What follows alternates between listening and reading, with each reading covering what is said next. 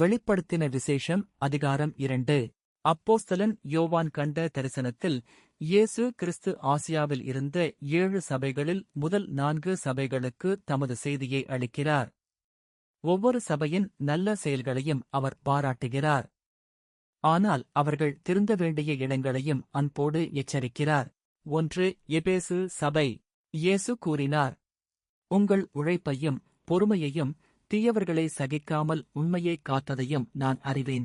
எபேசு சபை பொய்யான போதகர்களை ஏற்றுக்கொள்ளவில்லை. அவர்கள் உண்மைக்காக பல கஷ்டங்களை சகித்தனர்.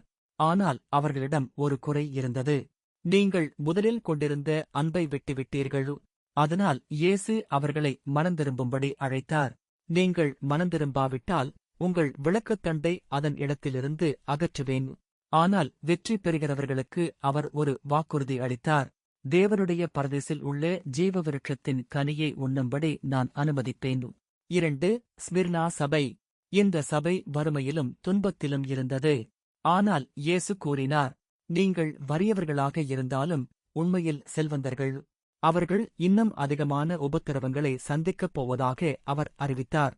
பின்னர் அவர் ஊக்கப்படுத்தினார், மரணம் வரை உண்மையாயிரு, நான் உனக்கு ஜீவகிரீடத்தை தருவேன். வெற்றி பெறுகிறவர்களை 2ஆம் மரணம் தொடாது என்றும் அவர் வாக்குறுதி அளித்தார். 3. பெர்கமு சபை. இந்த சபை சாத்தானின் ஆட்சியிருந்த இடத்தில் வாழ்ந்தாலும் இயேசுவின் நாமத்தை மறுதலிக்கவில்லை. ஆனால் சிலர் தவறான போதனைகளை பின்பற்றினர். அவர்கள் விக்கிரகங்களுக்கு படைக்கப்பட்டவற்றை உண்டும் பாவமான வாழ்க்கையை ஏற்றுக்கொண்டும் இருந்தனர். அதனால் இயேசு கூறினார், மனந்திரும்புங்கள். இல்லையெனில் என் வாயின் பட்டயத்தால் அவர்களோடு போராடுவேன். வெற்றி பெறுகிறவர்களுக்கு அவர் மறைக்கப்பட்ட மன்னாவையும் புதிய பெயர் எழுதப்பட்ட வெள்ளைக் கல்லையும் கொடுப்பதாக வாக்குறுதி அளித்தார். 4. தியாத்தீரா சபை. இந்த சபையின் அன்பு, விசுவாசம், ஊழியம், பொறுமை ஆகியவற்றை இயேசு பாராட்டினார். ஆனால் யேசபெல் என அழைக்கப்பட்ட ஒரு பெண் மக்களை தவறான போதனைகளால் வழிநடத்த அனுமதிக்கப்பட்டிருந்தாள். அவள் மக்களை விக்கிரக ஆராதனைக்கும் ஒழுக்கக்கேட்டிற்கும் இழுத்துச் சென்றாள்.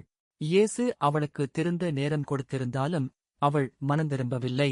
எனவே அவர் நியாயத்தீர்ப்பை அறிவித்தார். ஆனால் உண்மையாய் இருந்த விசுவாசிகளிடம் அவர் கூறினார், நான் வரும்வரை உங்களிடம் இருப்பதை உறுதியாக பிடித்துக் கொள்ளுங்கள். வெற்றி பெறுகிறவர்களுக்கு ஜாதிகள் மேல் அதிகாரமும் விடிவெள்ளி நட்சத்திரமும் வழங்கப்படும் என்று அவர் வாக்குறுதி அளித்தார். மறக்காமல் ஷேர், சப்ஸ்கிரைப் செய்யுங்கள். இந்த கதையின் தொடர்ச்சி அடுத்த வீடியோவில் காத்திருங்கள்.